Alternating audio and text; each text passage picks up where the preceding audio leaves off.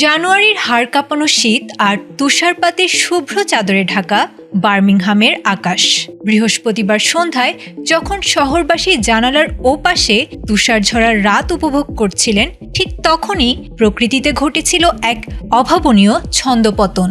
দিগন্ত ছাপিয়ে আকাশ জুড়ে খেলা করতে শুরু করেছিল এক রহস্যময় গোলাপি আভা।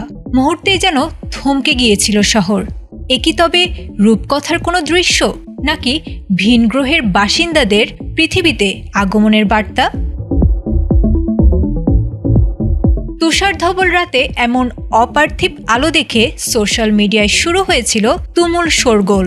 কেউ একে উত্তর মেরুর দুর্লভ অরোরা বোরিয়ালিস বা নর্দার্ন লাইটস ভেবে শিহরিত হয়েছিলেন, আবার কারো কল্পনায় ডানা মেলেছিল এলিয়েন বা ভিন গ্রহের যান ইউএফের আনাগোনার ভয়।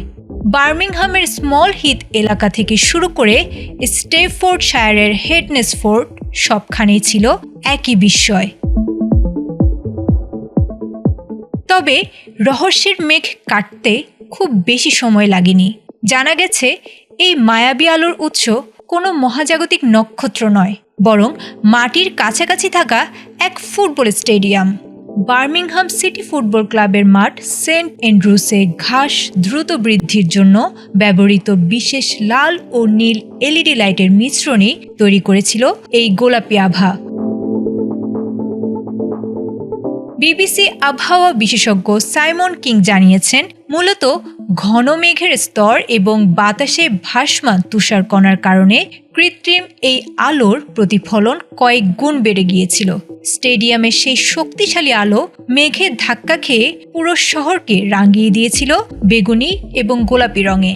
হেডনেসফোর্ড টাউন ফুটবল ক্লাবও মজা করে জানিয়েছে, কোনো মহাজাগতিক অরোরা নয়, বরং মাঠের সবুজ ঘাসকে সজীব রাখতেই তাদের এই আলোর উৎসব।